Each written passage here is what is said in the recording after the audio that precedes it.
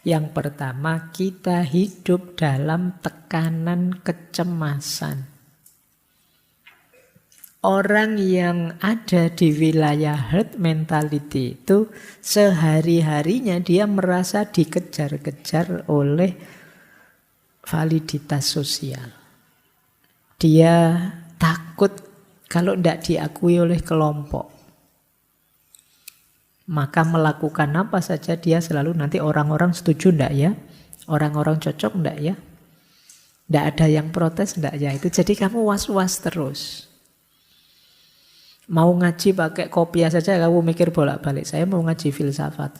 Pakai kopiah enak enggak ya? Pak Faiz saja enggak kopiahan. Teman-teman enggak ada yang kopiahan. Masuk saya kopiahan sendiri nyaman enggak ya? Nanti dianggap anak paling soleh saya. Ngeri aku. Pikiranmu sendiri, kamu gelisah sendiri, puyeng sendiri. Terlalu banyak pertimbangan. Saya disuruh jadi narasumber besok. Ini enaknya pakai batik apa pakai baju koko apa pakai jas ya. Nanti kalau pakai koko saja pantas enggak ya? Itu kamu kan sering begitu. Pikiranmu bulat enggak jelas, stres karepe dhewe. Karena khawatir dianggap jelek oleh orang lain. Kuncinya kan di situ. Kamu khawatir dianggap jelek oleh orang lain. Akhirnya kamu melakukan penyesuaian, conformity. Sudahlah, saya bawa tiga-tiganya lah baju, ya bawa koko, bawa batik, bawa jas. Nanti di lapangan tak lihat kalau banyak pakai batik, ya aku ganti batik. Kalau banyak yang pakai koko, ya aku pakai koko. Sudahlah aku mau pakai kopiah tapi tak taruh di tas dulu, nanti lihat situasi kalau banyak temennya ya tak pakai kopiahnya, kalau enggak. Jadi kamu ruwet sendiri akhirnya. Jadi kamu enggak nyaman di mana-mana karena kamu takut dikomentari orang. Semoga malam hari ini enggak ada yang mau ngantuk saja takut. Ngantuk saya sebenarnya, nanti jangan-jangan ada paparazinya, jangan-jangan ada itu. Jadi kamu berjuang mati-matian untuk menahan ngantuk. Takut komentarnya orang itu saja sih, bukan takut ilmunya kelewatan, enggak ada pertimbangan itu sih. Kamu cuma takut nanti dilihat temanmu malu, dikomentari jelek, itu saja. Kadang-kadang nendang gelas itu pun pikiranmu kemana-mana. Ini mesti pikirannya teman-teman negatif semua ini tentang gelas ini. Padahal temanmu ya cuek semua. Paling temanmu ala ya kamu nendang sendiri, ya kamu beresin sendiri. Paling di pikirannya kan cuma itu. Tapi pikiranmu aneh-aneh. Wah, ini nanti besok mesti semua ngelirik saya ini. Mesti semua itu. Jadi kalian merasa semua orang melihatmu, komentari kamu. Kalian masuk ke gang, mau menuju rumah kosmo, itu pun sepanjang jalan kalian merasa semua orang melihatmu. Oh, ini mesti nonton saya semua ini. Ada yang salah enggak ya baju saya? Ada yang salah enggak ya sepatu saya? Saya kelihatan kayak gimana sih apa? Jadi kalian merasa kayak orang paling penting di dunia yang semua orang akan ngomentari kamu. Ini efeknya apa? Herd mentality tadi. Efek kedua tentu saja herd mentality itu kalian kehilangan identitas, kehilangan otentisitas. Bahkan tadi depersonalisasi. Harusnya pribadimu itu lembut tapi bisa begitu ganasnya. Itu namanya depersonalisasi. Kalian kadang heran sendiri, aku kok bisa sejahat itu ya? Aku kok bisa sekurang ajar itu ya? Tidak terbayangkan. Orang sebaik saya kalau ngomong tiba-tiba keluar maki-makian sedasat. Kamu heran sendiri. Itu namanya kamu teralinasi. Kamu asing. Menganggap dirimu sendiri asing. Terjadi apa? Depersonalisasi. Dulu saya tidak begitu loh ya. Kok saya bisa sekarang? Ini juga efeknya herd mentality. Kita kehilangan otentisitas. Karena kita terlalu banyak berkompromi dalam kelompok kita. Kemudian tentu saja depresi dan rendah diri. Karena kita selalu membanding-bandingkan dengan orang lain di kelompok kita. Saya kok tidak seperti teman saya yang itu ya. Kok tidak sama dengan tokoh yang ini ya, dan lain sebagainya. Kemudian kita juga akhirnya mengalami ketergantungan pada validasi sosial, keterlibatan dalam hal-hal yang sebenarnya kita tidak setuju. Ini juga menyiksa. Saya sebenarnya tidak mau melakukan itu, tapi kalau tidak saya lakukan, saya dikucilkan oleh masyarakat. Ini menyiksa kita. Itulah efek negatifnya herd mentality. Meskipun tentu saja ada unsur positifnya, yaitu kalau kita menyesuaikan diri dengan kelompok, kita merasa aman, kita merasa didukung, ada rasa kita bagian dari kelompok. Akhirnya kita lebih percaya diri, lebih merasa tenang. Nah, itu positifnya, cuma sedikit tapi negatifnya banyak. Nah, sekarang kita masuk ke sini karena arahnya nanti sebenarnya ke sini. Dunia kita hari ini.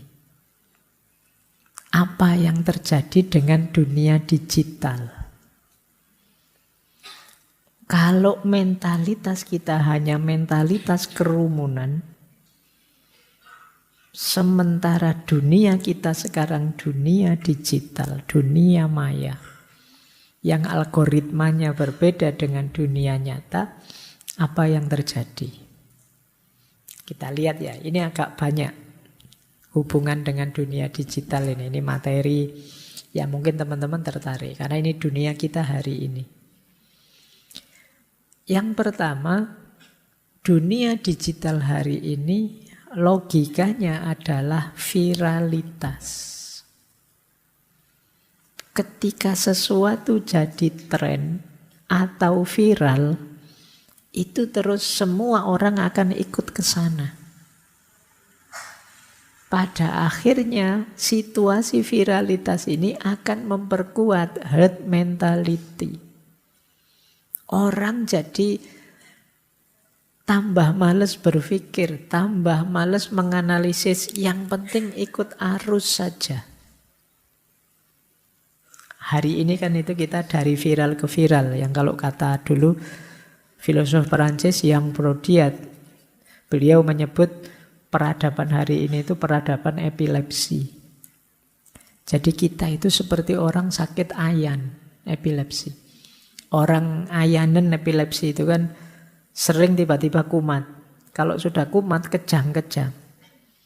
Terus sembuh, santai lagi. Besok kumat lagi, kejang lagi. Kita persis seperti itu. Kita hidup dari viral ke viral. Viral itu kan sesuatu yang mengagetkan, terus semua orang berkerumun di situ. Tiba-tiba ada berita ini, beritanya viral, kita kaget. Kok bisa ya begitu? Kaget, kita belum selesai. Besok ada berita baru lagi, lebih mengagetkan lagi. Urusannya beda lagi, terus kita kaget. Jadi hidup kita tiap hari dari kaget ke kaget. Persis orang sakit ayan. Makanya Prodiat menyebut peradaban kita hari ini peradaban orang epilepsi. Makanya banyak orang stroke, banyak orang sakit jantung. Karena tiap hari dikagetkan. Medianya sendiri memang sengaja membuat berita yang mengagetkan. Nah, saya tadi buka Google itu nyoba-nyoba entry Fakhruddin Faiz. Nama saya. Tiba-tiba yang paling atas apa? Dijual Fakhruddin Faiz murah. Wah, itu kalimat pertama itu ternyata saya sedang dijual murah. Jadi tidak ada kata bukunya sama sekali. Pokoknya dijual Fakhruddin Faiz murah. Betapa saya kaget. Jadi ternyata harga saya murah. Baik, ini dunia sekarang begitu. Nah, ketika viralitas jadi dasar, ya tentu saja viralitas itu sendiri menandai munculnya herd mentality. Orang berkerumun saja di situ, ikut saja tanpa mempertimbangkan apa pentingnya saya hadir di sini, apa pentingnya saya mengikuti perkembangan ini, apa gunanya saya harus mendalami berita itu, tidak penting, yang penting jalan saja. Itu viralitas namanya. Yang kedua, herd mentality ini tambah kuat karena ada echo chamber. Echo itu gema, chamber itu ya semacam ruangan. Kita kalau masuk ke dunia digital itu seringkali tidak mencari kebenaran, tapi mencari gema dari suara kita sendiri. Kita hanya mencari menguatkan kebenaran yang sudah kita yakini sebelumnya. Ini namanya echo chamber. Sama dulu seperti katanya Sartre yang dia bilang, kita itu sebenarnya hanya ingin mendengarkan gema suara kita sendiri.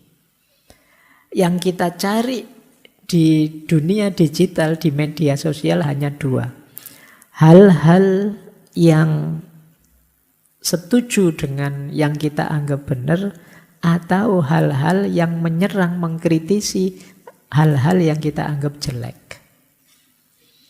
Jadi tujuannya dua. Mendukung kebenaran kita atau menyerang, menjatuhkan kebenaran yang berbeda dengan kita. Itu yang kita cari di dunia digital. Ini namanya echo chamber. Kalau kita setuju pikiran A, maka kita akan mencari berita, blog, apapun konten yang mendukung kebenaran pikiran kita atau menyerang pikiran-pikiran lain yang berbeda. Hanya itu yang kita cari. Efeknya apa? Ya keterikatan kita dengan kelompok. Herd mentality kita tambah parah. Karena kita tambah tertutup, tambah sempit. Ini menurut saya problem kita hari ini. Jadi kadang-kadang kita malah melarang, jangan baca yang itu kelompok beda dengan kita, jangan ke situ. Jadi kita tambah tertutup, kita hanya mencari gema suara kita sendiri. Kadang-kadang saya suka loh ustadz itu, saya suka loh ulama ini, ulama itu. Bukan karena kalian ingin belajar banyak dari mereka, tapi lebih karena pikiran-pikiran beliau cocok dengan pikiran saya. Jadi yang kalian cari kecocokanmu. Bukan karena kalian ingin belajar banyak dari beliau-beliau.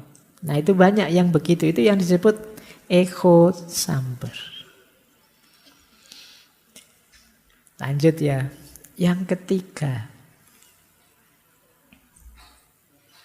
Kalau tadi ada konformisme, ini ada konformitas online. Jadi media sosial, Twitter, Instagram, WhatsApp kita itu kadang-kadang menekan kita untuk mengikuti tren-tren tertentu. Kita seolah-olah dipaksa untuk memberi like, memberi komen, atau membagikan konten kalau tidak ingin dianggap tidak update. Oh, ini tekanan sosial melalui medsos. Bahkan sekedar ucapan innalillahi pun kita kadang-kadang, wah kalau saya belum ikut bilang innalillahi nanti diserang sama teman-teman, ya dianggap tidak peduli. Mari kita doakan saudara kita Al-Fatihah 7 kali. Tulisannya begitu 7 kali. Kamu Fatihah beneran ya tidak tahu, pokoknya mbok tulis 7 kali gitu. Jadi kadang-kadang ya kamu nulis saja, mari kita doakan saudara kita, tapi entah berdoa beneran entah tidak penting. Yang penting kamu sudah tampil di medsosmu. Kalau kamu punya konten atau temanmu punya konten, itu seolah-olah kita dipaksa untuk merespon, sekedar komen atau jempol atau itu. Kalau tidak melakukan itu rasanya kok kurang solider ya. Wong itu kontennya teman kita, mbok yo cuma ngasih like saja masa Anda. Ini yang mana yang disebut tekanan sosial. Jadi kita sebenarnya tidak mau untuk komen yang tidak penting, jempoli yang tidak serius. Tapi algoritmanya begitu sekarang. Menekan kita untuk merespon. Kadang-kadang kan ada permintaan, tolong saya punya konten yang baru ini di like ya, dijempoli ya. Kamu kan iyalah, wong teman saja mau apa? Kan jarang kamu balas. Emangnya memang bagus kok saya harus nge-like? Kan kamu tidak berani bilang begitu. Kamu diminta nge-like ya di-like saja. Padahal begitu kamu nonton, aduh konten kayak gini aja. Kayak kamu begitu. Tapi ya tetap kamu jempoli. Itu kan peradaban jempol itu kan hari ini dunia digital itu bisa kebalikan kenyataannya. Jangan tertipu kalau temenmu tiba-tiba di WA terus gimana pendapatmu jempol 2. Itu dia ya yang dikirim jempol 2 tapi mungkin ya sambil ngirim jempol dia sambil misu-misu sambil melet-melet. Tapi kan jempol 2.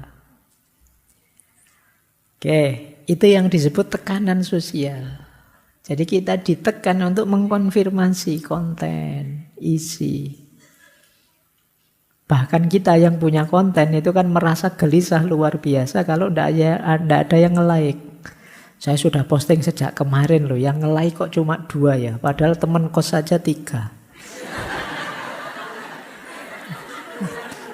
Itu kan kamu ngeri, berarti ini teman kosku saja salah satu ada yang tidak nge-like gitu. Oh itu kamu merasa hampa, merasa tidak bernilai kalau sudah begitu. Itu yang kedua, fear of missing out, FOMO. Ini banyak diuraikan ya. FOMO juga menunjukkan herd mentality. Kita merasa hampa kalau tidak posting, kita merasa tidak berguna kalau tidak muncul di medsos, tidak muncul di Instagram dan lain sebagainya. Akhirnya kita ikut-ikutan, kita tertekan. Sebenarnya saya tidak suka grup musik ini, grup musik itu. Tapi teman-teman semua kontennya itu ya wis. Meskipun saya tidak senang, tak betah-betahkan untuk pura-pura senang. Ini FOMO namanya. Padahal kamu tidak di situ, itu bukan tipemu. Tapi ya gimana lagi sekarang trennya itu. Kamu memaksa diri masuk ke situ. Ini lagi-lagi, kenapa kok orang bisa begitu? Herd mentality. Karena kamu khawatir dianggap, berarti kamu orang kuno bukan orang zaman sekarang. Masa grup musik ini tidak suka misalnya. Jadi kita banyak sekarang FOMO. Takut hilang makanya apa-apa diposting.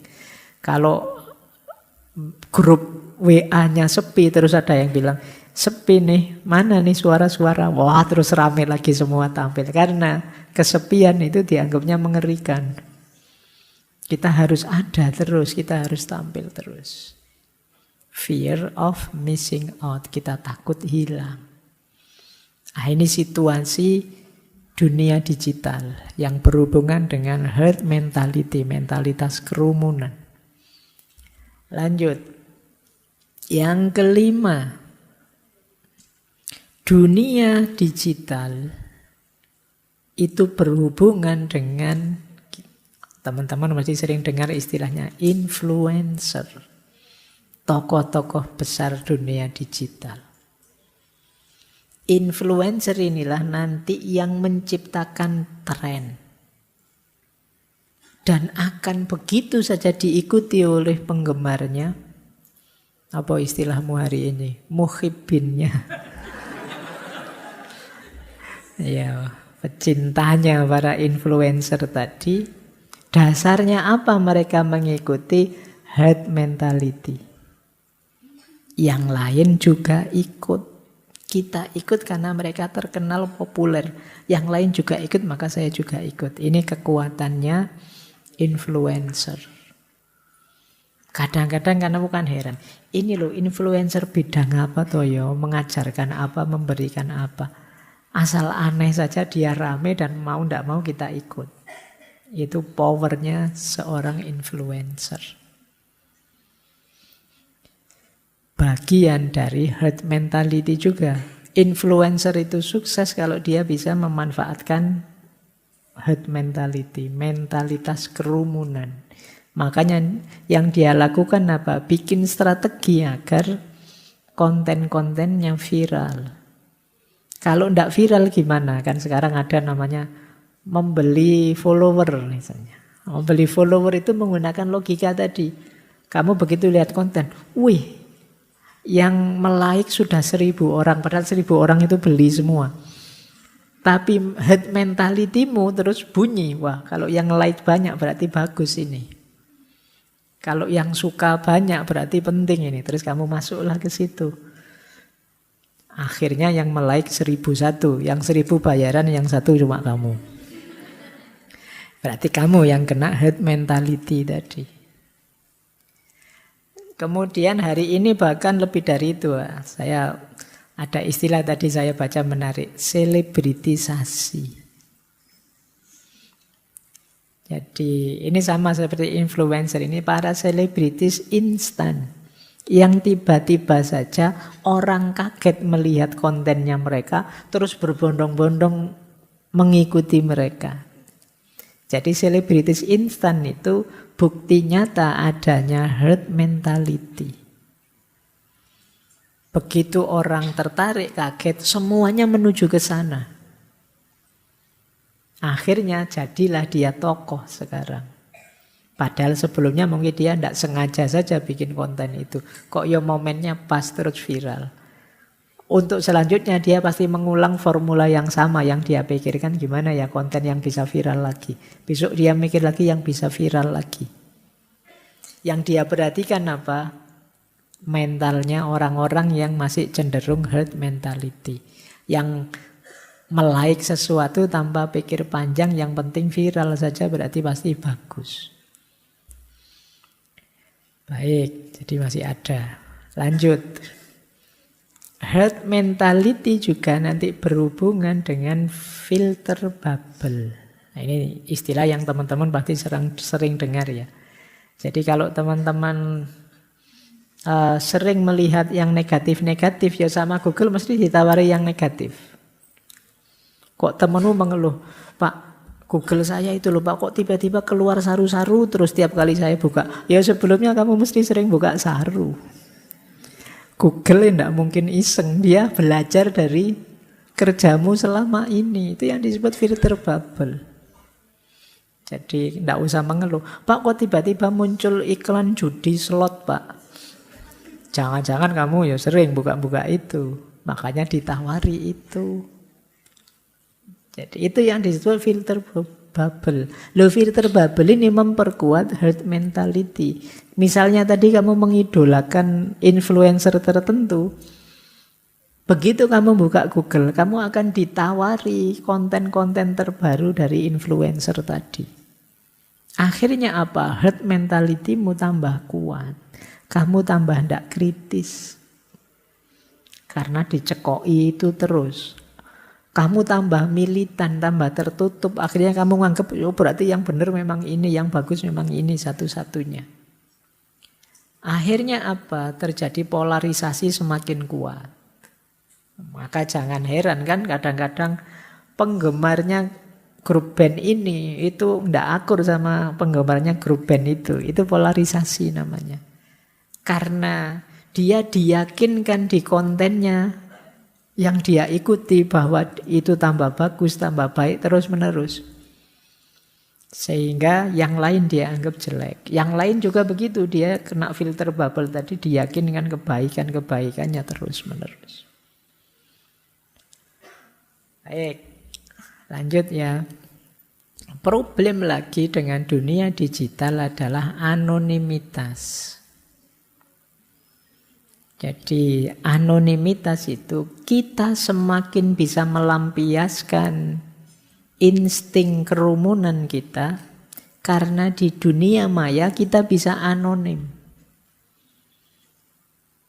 Kita bisa bikin second account, third account, fourth account, fifth account.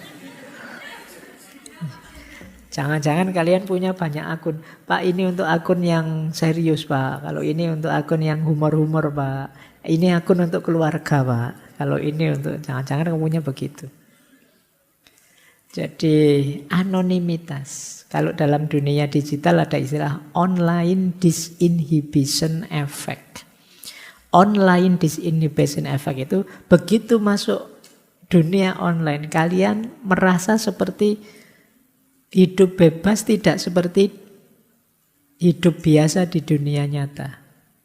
Akhirnya kalian ya wis suka-suka kamu sudah. Nah itu efek dari yang tadi istilahnya anonimitas. Kamu bisa jadi siapa saja. Kalau kamu marah ke orang, tidak harus dirimu yang maki-maki dia. Bikin akun baru yang akun itu nyerang maki-maki orang yang kamu marahi. Ini juga nanti memperkuat herd instinct karena Kalian bisa punya banyak jalan untuk menghidupkan kelompokmu, idola-idolamu. Kemudian ada lagi troll, disinformasi, ini hoax, berita-berita bohong, berita-berita bikinan. Kadang-kadang orang untuk menegaskan herd mentality-nya itu ya dengan membuat hoax-hoax, berita-berita palsu. Agar yang dia anggap benar tambah benar. Ini masalah. Terus masih ada lagi problem manipulasi opini. Seperti saya bilang tadi, kadang-kadang berita bohong kalau diulang-ulang, dia bisa jadi benar. Akhirnya apa? Nyewa saja. Kalau hari ini kan buzzer sebanyak-banyaknya. Akhirnya ya kamu tertipu oleh itu. Kamu anggap, oh ini banyak kok Pak yang like, banyak kok Pak yang mengikuti. Ini yang disebut manipulasi opini. Jadi kalian bisa misalnya ada kuis atau ada apa, kalian punya 5 akun, ya 5-5-nya ikut. Orangnya 1, tapi yang ikut 5. Kalian misalnya punya musuh 1, tapi di dunia digital musuh 1 itu kalau dia punya akun 1000, kamu bisa dipukuli oleh 1000 orang di dunia digital. Seolah-olah kamu diserang banyak sekali orang, padahal itu hanya dari 1 orang. Hati-hati, hari ini dunia digital tidak sesederhana dunia nyata. Kemudian ya termasuk rating dan review online. Ini untuk konsumerisme. Ini juga hubungannya dengan herd mentality.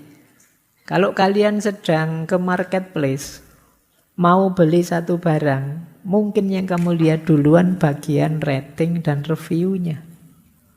Oh ini nilainya di atas 4 semua Pak ini. Misalnya, dan kamu tertarik untuk membelinya. Karena apa? Karena rating dan reviewnya.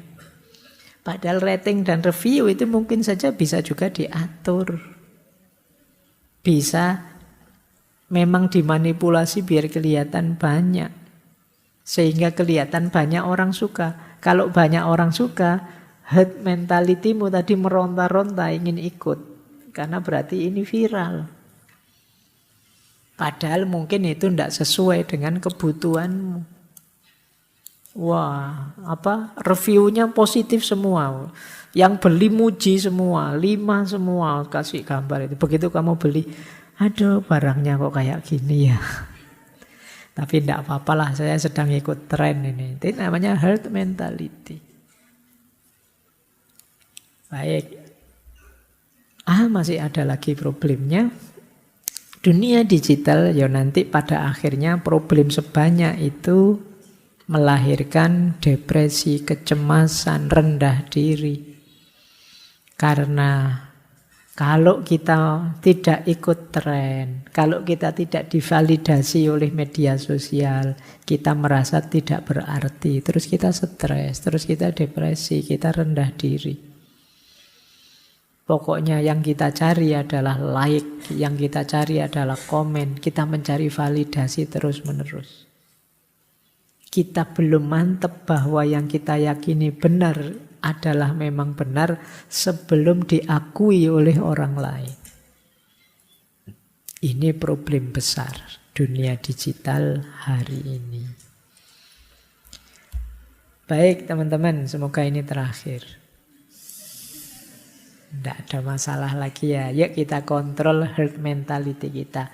Solusinya cuma 3, tapi ini 3 ini proses panjang. Yang pertama, mari kita kenali diri kita. Tidak masalah kok orang itu mengikuti logika kelompoknya, gaya hidup kelompoknya, tapi putuskan itu secara mandiri, sadar, kritis, sesuai diri kita. Berarti bekalnya adalah pengenalan diri kita. Tidak sekedar mengikuti. Yang kedua, beranilah beropini. menurutmu ini baik enggak? Menurutmu itu bagus enggak? Berani beropini. Bagus sih menurut saya, baik sih. Enggak terlalu menurut saya. Beropini saja. Beda dengannya yang lain enggak apa-apa. Di situ nanti jadi akar keunikanmu, keberadaanmu yang tadi kita pakai istilah Dasein tadi. Jadi bentuk opini. Kemudian beranilah untuk memegang teguh nilai-nilaimu. Bertindak sesuai keyakinan kita. Jangan mau kompromi kalau untuk nilai-nilai yang luhur, yang utama, yang baik, yang benar. Kalian harus berani, enggak. Itu viral sih, tapi ini bertentangan dengan prinsip saya, maka enggak akan saya ikuti. Semua orang begitu sih, tapi saya enggak begitu. Karena saya punya value ini yang harus saya pertahankan, maka enggak saya ikuti. Ini jalanmu untuk mengontrol herd mentality. Jadi dengan ini kalian akan tegak sebagai dirimu. Kalau semua orang menghadap ke sini, jadilah satu-satunya yang menghadap ke sana. Maka semua orang akan melihatmu. Tapi yang di sana, kamu bisa hilang di tengah kerumunan. Dirijen itu, leader itu di depan. Jadilah leader dengan cara apa? Menunjukkan bahwa kamu beda. Kamu punya prinsip, kamu punya pendirian. Tidak sekedar ikut-ikutan saja. Makanya ada istilah, ada quotes yang menarik. Be heard, not heard. Membacanya sama. Meskipun tulisannya beda. Jadi bunyinya sama-sama heard. Be heard, not heard. Jadilah orang hebat. Heard itu kan terdengar. Kalau kamu orang hebat, kamu masyhur, terdengar. Jangan jadi kerumunan saja. Kalau kamu jadi kerumunan saja, kalau bahasa Arab itu wujuduhu ka'adamihi. Keberadaanmu seperti tidak adanya dirimu. Jadi engkau hadir tapi tidak ada nilainya, tidak dianggap. Jadi begitu kamu datang, temanmu bilang, alah biar saja dia mau datang yang monggo, tidak datang yang monggo, tidak ada efeknya. Nah itu berarti kamu bahaya, kamu sedang lenyap, kamu sedang tidak dihitung suaramu. Maka be heard, not heard. Terakhir, semoga teman-teman tidak lupa kalimat ini dari Kanjeng Sunan Kalijogo. Angeli ananging ora keli. Mengalirlah, ikuti perkembangan zaman, tetapi jangan tenggelam. Jangan lenyap.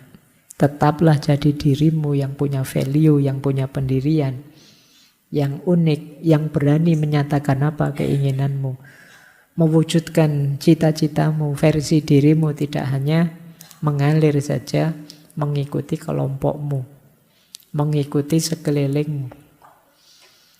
Tapi tentu saja kalian harus mengikuti perkembangan zaman. Angeli, mengalirlah.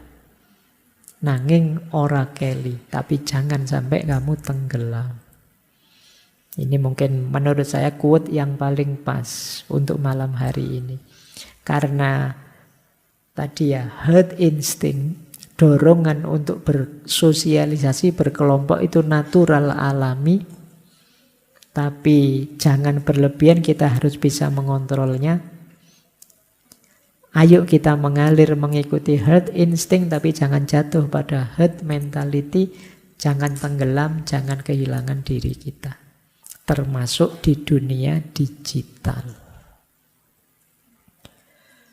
Baik, saya kira itu ya untuk malam hari ini. Semoga nambah satu langkah wawasan untuk memahami diri kita. Minggu depan kita lengkapi wawasan kita dengan satu aspek dalam diri kita yang sering sekali mengganggu hidup kita, yaitu kemarahan. Minggu depan kita akan belajar anger management. Bagaimana menata daya amarah dalam diri kita. Oke, saya kira itu untuk malam hari ini. Kurang lebihnya mohon dimaafkan. Saya akhiri sekian. Wallahul muwaffiq. Wallahu a'lamu bissawab. Wassalamualaikum warahmatullahi wabarakatuh.